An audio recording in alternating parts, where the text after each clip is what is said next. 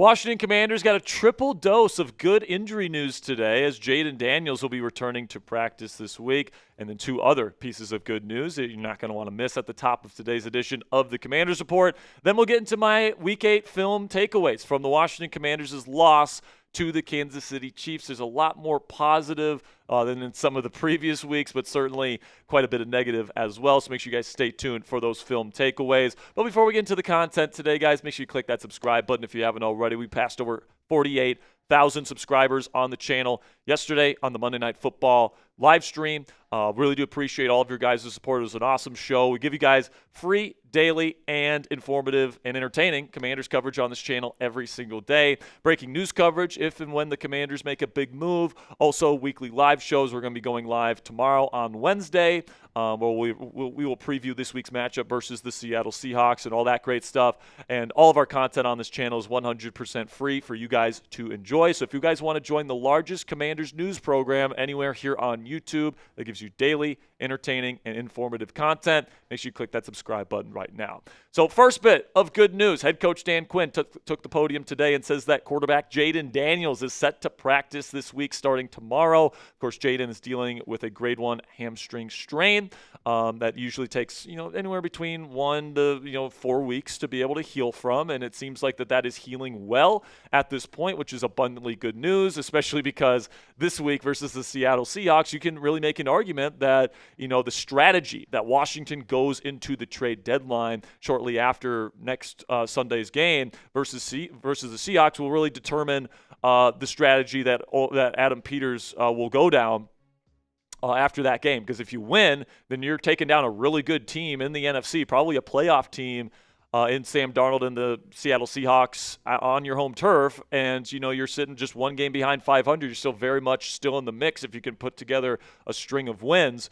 But also, if you lose, then you're sitting 3 games behind to 500. The season is pretty much over, and you might be more willing to sell Daron Payne on the trade market, to sell Zach Ertz on the trade market, Deebo Samuel, those types of guys. So I think that this is a very pivotal game for the Washington Commanders. You want all hands on deck, and it's certainly a good sign that Jayden Daniels will be practicing to start this week. And I think he ends up playing on Sunday Night Football. Then some more good news here. Terry McLaurin said after the game yesterday that he feels quote-unquote optimistic about his quad injury after he tweaked it versus the Kansas City Chiefs in the second half of yesterday's loss. And, whenever you see Terry McLaurin quad out for the rest of the game, you really have to, put your walls up and, kind of be concerned about that. But the fact that he's optimistic about his ability to play this weekend versus Seattle is a good sign here. And, honestly, if there is a little bit of a tweak there with his quad, it's smart that the team pulled him for the rest of the game, keep him fresh. That game was over by the time that they stopped putting him out there. And it was certainly good to see him back in the lineup, made some great catches, showed off the incredible body control that he is very much known for. And we just got to get him and Jayden Daniels back on the field together, man. These guys have just had so little time to practice with each other, to play with each other, to get into a rhythm with each other this season. And, the sooner we can get 5 and 17 back on the field together so that they can do the things that they were doing last year, it's very paramount for this offense if they want to turn it around and become the dominant Commanders offense that we knew and loved from last year. You got to have Daniels and McLaurin both on the field, and we just haven't had that much this season, and we haven't had it in many weeks. But some even more good news here. So I said a triple dose. This is our third dose of good news on the injury front here, where there was some concern about Javon Kinlaw, who left yesterday's game with a shoulder injury. He told the media after the game that he's quote-unquote all good, which certainly indicates that he will be good to go moving forward. Just a little bit fell on that shoulder a little bit weird. He got his bicep wrapped up. Apparently, he's going to be good to go this week versus the Seattle Seahawks. So even more good news on the injury front for the Burgundy and Gold. Now, coming up here on the Commanders Report, my Week 8 film takeaways. I've got 6 takeaways on the offensive side of the ball, and then I've got 8 takeaways on the defensive side of the ball. So make sure you guys stay tuned here. But before we get into the rest of today's program, let's have a word from our sponsor today at Ethos. And guys, the summer before I started here at Chat Sports, I unfortunately lost my late grandfather. And as you tend to do when you lose someone close to you, you begin to think about your own mortality and what would happen to the people dependent on you if something were to happen. But with today's sponsor, Ethos, your family can be protected. Cassie and I are getting married soon, and shortly after that, I imagine we'll buy a house and start having some kids. If something were to happen to me, I want the last thing the people I love to worry about is being able to pay the bills, so I trust Ethos to keep them protected. As you probably already know, however, the process for obtaining life insurance can be super confusing or just straight up annoying with how tedious the process can be. That's where our friends at Ethos come in. As of March of 2025, Business Insider named Ethos the #1 no medical exam instant life insurance provider. Ethos is an online platform that makes getting life insurance fast and easy to protect your family and family's future in minutes, not months. There's no complicated process, and it's 100% online. There's no medical exam required, and you just answer a few health questions to get a quote in as little as 10 minutes. Protect your family with life insurance from Ethos today. Get your free quote at ethos.com/NFL Daily. That's ethos.com/NFL Daily to get your free quote today. Application times may vary, rates may vary, and a big thank you to Ethos for sponsoring today's edition of the Commander's Report. First offensive takeaway from the film after I was able to watch that this afternoon was that Terry McLaurin, man, he's still got it. He's still got the goods. He can still separate. He's still got the speed. He still has the body control. And, of course, that catch he made down the sideline, one of the best catches I've seen from any receiver this year. The body control to get that touchdown catch, get those 2 feet in. Simply sensational from Terry McLaurin. We just got to get him healthy, and we got to get him in a rhythm with Jayden Daniels in order to get this offense back on the right track. But then also I was pleasantly surprised with the way Brandon Coleman came in and played at left tackle. Of course, Laramie Tunsil leaves with a hamstring injury. He tried coming back in, but he just didn't look right. But Coleman goes in there at left tackle. He looked pretty darn good throughout the evening. He didn't give up too much. And, you know, as a stopgap left tackle, while we wait for Laramie to get back, I feel really comfortable at this point with Brandon Coleman getting an opportunity to play there. Then Jeremy McNichols certainly showed off his value as the third down kind of passing specialist. He picked up some really nice blocks in pass protection. He led the team in catches yesterday, man. Like he had over 60 yards receiving, picked up multiple first downs. You know, he is certainly a big help to this offense in that kind of receiving specialist, running back type of role. Now we just got to get Bill Krosky-Merritt and the early down run game going a little bit more. But it was another rocky game in my opinion, for Josh Connerly Jr. Another, probably, a couple big penalties, a couple big pressures given up. He allowed a really big one on a third down in the second half, and really a critical moment. Just a mental lapse from a rookie that was supposed to be pro ready. So it just seems like every week I'm watching the film and it's just not looking great for the rookie out of Oregon. Hopefully he can turn it around in the second half of the season. But if we're going to tell the truth here and we're going to keep it real, Josh Connerly Jr. has had a very disappointing rookie season to this point. But another thing that's been really disappointing, especially over the last 3 games, has been the run game. And I don't even think it's a Bill Krosky-Merritt problem. I think he's running hard. I think he's not missing any open holes or anything like that on film. It's more of an issue of the offensive line just not getting enough push and not creating enough run lanes for Bill Krosky-Merritt and the other running backs to really exploit. You take a look at the first 5 weeks of this year, I mean, you can make an argument the Commanders had one of, if not the best rushing game in the National Football League, certainly a top 3 rushing game in the league. They were third in both EPA per rush and success rate. And Bill Krosky-Merritt was leading the league in many key efficiency metrics. But then over the last 3 weeks, those numbers have dipped pretty dramatically to below league average in both EPA per rush and success rate, especially EPA per rush. And what scares me, guys, is that you were doing that against teams that aren't very good, quite frankly, against the run.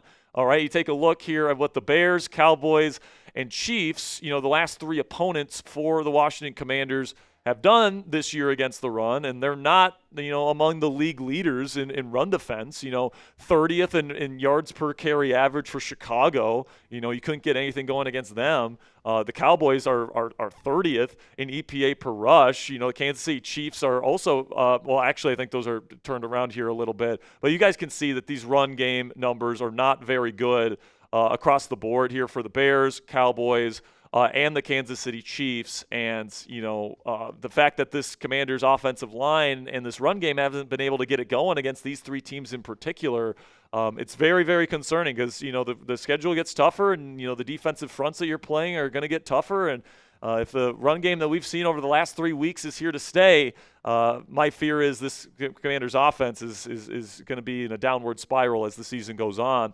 But listen, man, if they can turn it around, if they can get Bill Krosky-Merritt going, if they can get those run lanes that they were creating in the first 5 weeks of the season back, this team and this offense as a whole might be back. I mean, last year, this was one of the top 3 rushing offenses in the league last season.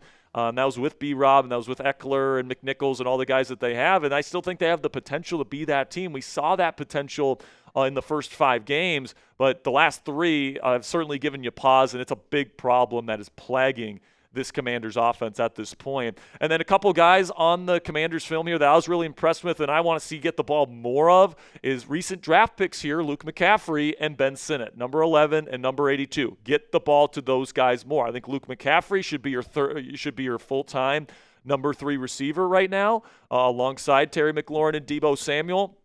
And then, frankly, I think Ben Sinnott should be getting maybe even some reps over Zach Ertz. I mean, Ertz has had some very untimely drops. Sinnott has shown off his ability to be a yak threat in this offense. He had a big-time chunk play in yesterday's loss versus the Kansas City Chiefs. And, I like what I'm seeing from these 2 young guys, and I want to see more of them. I mean, Elmack, what he's doing in the kickoff game on special teams is special. And then Sinnott, with his ability as a bigger guy to be able to roll as a yak threat is really impressive as well. So I think that these guys are certainly part of the solution. I think that the Washington Commanders should really prioritize getting these guys the football and giving them more looks in Cliff Kingsbury's offense moving forward. Now, before we get into the defensive takeaways here, click that thumbs up icon if you haven't already, if you want to see the young guys play more. And that's not just on the offensive side of the ball, guys. I'm talking about guys on the defensive side of the ball as well, like Jordan McGee, Tyler Owens, these guys that are younger, Jerzon Newton. You want to see more of these guys, type that or click that thumbs up icon to help out today's show and let me know if you want to see these younger Commanders play more often. Then we get to defense here, guys, and I want to give credit to Joe Whitt Jr. Now, obviously, the defense didn't execute in the second half, but Joe Whitt Jr. certainly changed some things up, and he tried his very best. All right, watching this film, they were doing a lot of creative stuff on the defensive side of the ball, dropping guys out, bringing guys into the pass rushing fit. They were doing a bunch of different things with bogus zones and post-snap rotations, and they did everything in their power to confuse Patrick Mahomes on his first read and to not let him get the ball out quickly. And that's exactly what they did. Mahomes had to hold on to the football. I believe it was the longest average time to throw of any game this season. That's an accomplishment from a schematic standpoint. And I think, with some of the personnel deficiencies that the Commanders roster certainly has, I think Joe Whitt Jr. Showed out in this game. And, Dan Quinn, as the head coach, got this unit as a whole fired up and ready to go for this matchup. And that performance in the first half was pretty darn impressive. 2 interceptions. You got some very key stops. The pass rush was getting home a lot more than in the second half. But he brought out the bag here this week, and I think Joe Whitt Jr. deserves a little bit of credit. He wasn't perfect, obviously, but I think that game plan was one of the better game plans we've seen from this defense in quite some time. But unfortunately, the Bobby Wagner problem still exists, and I think, we've been saying it for weeks now at this point. And I understand the Commanders don't want to do it. He's a leader in the locker room. He's highly intelligent, and you want that intelligence on the field, and you want his communication ability on the field. But Bobby Wagner can't move anymore, guys. And we've been saying it for weeks, and we saw it again last night, where especially in the second half, Andy Reid specifically pinpointed how they could attack Bobby Wagner in man coverage. And, they lined him up versus, running backs and versus, Rashee Rice on one touchdown. And it just wasn't fair. It just wasn't fair, guys. And,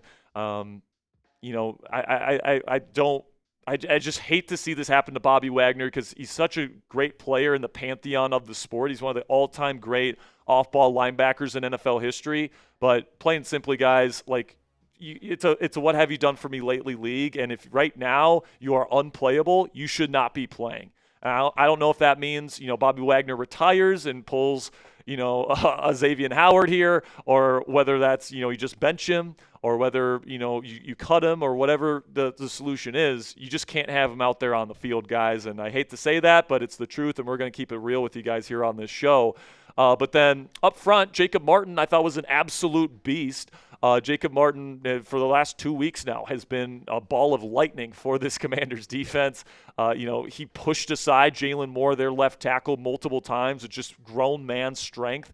and I just love the energy he brings to the pass rush here with the Washington Commanders. Easily has earned a full-time starting job for the rest of the season, in my opinion. And then the guy that should be on the other side of him is Frankie Louvu. When they put Louvu at edge and they actually rushed him, a lot of good things happened. Now, they also put him out in coverage quite a bit as well from an edge rusher alignment, and I didn't like that stuff nearly as much. Missed tackles again, looking lost in coverage. The same stuff that we've been talking about this week or this year with Louvu showed up again. So for me, just give him more pure pass rushing snaps. Like, why are we messing around with Louvu in coverage? We know he's not very good at that. We know he's not very good out in open space. What he's good at is attacking the passer, being disruptive, cleaning up stuff, in terms of Mahomes trying to scramble and stuff like that. So just use him in that regard more. Is my advice to Joe Whitt Jr. But then Daron Payne gutted it out. He was dealing with a toe injury this week, and he attempted to play, and you could just tell he wasn't moving the same way. He was certainly in pain, and I appreciate and that is pun intended, by the way. And I appreciate the effort and the toughness to be able to be out there and play, but certainly not Daron Payne's best effort. He was kind of a non-factor all game long. But then Jordan McGee was really flying around at inside linebacker. Now, it wasn't perfect, all right? He was out of position in zone coverage a couple times, and he got baited a couple times by the classic veteran Mahomes, but he was flying around. We haven't seen that much sideline speed at linebacker here in Washington in a while. And, I think he brings an energy and a youthfulness that was much, much needed. And he was a big reason why this Commanders defense looked better than it did in the previous weeks, is because he got more time out there. And I think he's earned even more playing time, man. Like, make him the full-time green dot, take Bobby Wagner off the field, start playing Kay Madrano, start playing Ali Cahoe. These younger guys that are very athletic. You just got to put speed out there to be more competitive, and I think McGee is walking proof of that. But also Tyler Owens, he played a lot as a nickel backer and a dime backer in this game, and he had some nice flashes, man. He's got a bunch of size. He can just erase tight ends. I mean, he was standing next to Travis Kelce, and they were the same size, and Owens was probably even a little bit bigger. So as a safety, to be able to be bigger than Travis Kelce is quite an accomplishment. Owens is extremely athletic. He was kind of like McGee, lost in coverage at times. They're young, they're learning, but that's part of the experience here, guys. Is that these guys, I think, you're going to have to accept some learning pains and growing pains here from these two guys, but they're very talented. They're very physically gifted, and you just got to sick them a little bit on these offenses to be able to be competitive. But then Jeremy Reeves, I think, did a really good job for himself in this game. He was coming in hot, especially early in this game with some big-time hits. He was playing really aggressively with his hair on fire, and I really appreciated the effort that Jeremy brought to the table last night. And then a bounce-back performance also in the secondary for Marshawn Lattimore. He was really good in coverage all night long, very consistently. And it's not like the Chiefs have nobodies. They got some pretty darn good players in that wide receiver room. And he was on Hollywood Brown for most of the night, who's a pretty darn good route runner, very fast player. And he had an awesome interception, one of the best plays I've seen on defense from maybe any team this year. Lattimore was just an incredible catch.